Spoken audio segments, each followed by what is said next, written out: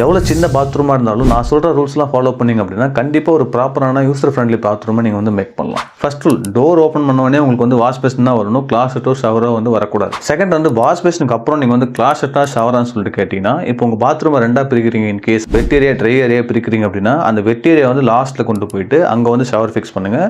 Wash பேசினுக்கு அப்புறம் வந்து நீங்கள் கிளாஸெட் ஃபிக்ஸ் பண்ணுங்கள். இன்கேஸ் செப்பரேட் பண்ணல ஒரே லெவலாக இருக்குது அப்படின்னா வாஷ் பேசினுக்கு அப்புறம் ஷவர் தான் வரணும், ஷவருக்கு அப்புறம் தான் வந்து கிளாஸெட் வரணும், கிளாஸெட் வந்து லாஸ்ட்டு கொண்டு போயிடுங்க. தேர்ட் ரூல் என்னன்னு சொல்லிட்டு கேட்டிங்கன்னா, ஷவருக்கு ஆப்போசிட்டில் டோர் ஃபிக்ஸ் பண்ணவே கூடாது. ஏன்னா தண்ணி படும்போது கண்டிப்பாக அது வந்து ஒன்று வெளியே வந்துடும், அப்படி இல்லை சோப்பு தண்ணி படும்போது கண்டிப்பாக அந்த டோர் வந்து ஃபேட் ஆகிடும், எந்த டைப் டோர் இருந்தாலும். ஃபோர்த் வந்து பார்த்தீங்கன்னா, பாத்ரூம் டோர்ஸ் எப்பவுமே சென்டரில் வைக்காதீங்க, ஏதோ ஒரு கார்னரில் மூவ் பண்ணுங்க. அப்படி மூவ் பண்ணும்போது தான் உங்களுக்கு வந்து ஸ்பேஸ் யூட்டிலைசேஷன்றது டிஸ்டர்ப் ஆகாமல் இருக்கும். ஃபிஃப்த் ரூல் என்னன்னு சொல்லிட்டு கேட்டிங்கன்னா, கிரேட்டிக்ஸ். அந்த ஜாலி இருக்கு இல்லையா, ஜாலி வந்து கிளாஸெட்டுக்கு முன்னாடி வச்சிங்க அப்படின்னா நீங்கள் உட்காரும்போது எழும்போது பார்த்தீங்கன்னா ஸ்லிப் ஆகும். கிளாஸெட்டுக்கு பேக் சைடில் வைக்கலாம், அப்படி இல்லை வாஷ் பேசினுக்கு கீழே வைக்கலாம். இது ரெண்டு தான் ஆப்ஷன். சிக்ஸ்த் ரூல் வந்து ரூஃப் ஹைட் வந்து நீங்கள் வந்து 7 ஃபீட்லேயே ஸ்டாப் பண்ணாதீங்க. ஏன்னா பாத்ரூமோட வால்யூம் நீங்கள் இன்க்ரீஸ் ஆக அந்த ஹீட் கீழேருந்து மேலே போய் அவுட்டில் போயிடும். பட் கீழே கொடுத்தீங்க அப்படின்னா கண்டிப்பாக ஹீட் வந்து உங்கள் தலை மேலே இருக்கும். நெக்ஸ்ட் பாத்ரூமோட வால் டைல் நல்ல கிளாஸி டைலாக வாங்கி போடுங்க. நிறைய ஜாயின்ஸ்லாம் யூஸ் பண்ணாதீங்க, சின்ன சின்ன டைலாக வாங்கி டிசைன்லாம் பேட்டர்ன்லாம் பண்ணுறாங்க. அந்த மாதிரி பண்ணிங்க அப்படின்னா அழுக்கு போய் நிறைய அதில் உட்காரும், உங்களுக்கு க்ளீன் பண்ணுறதுக்கு ஈஸியாக இருக்காது. ஸோ ஒரு பெரிய டைலாக வாங்கி போட்டிங்க அப்படின்னா ஜாயின்ஸும் கம்மியாக இருக்கும், க்ளீன் பண்ணுறதுக்கு உங்களுக்கு ஈஸியாக இருக்கும். இந்த பாயிண்ட்ஸ்லாம் நீங்கள் ஃபாலோ பண்ணாலே போதும், ஒரு ப்ராப்பரான பாத்ரூமை நீங்கள் வந்து டிசைன் பண்ணலாம்.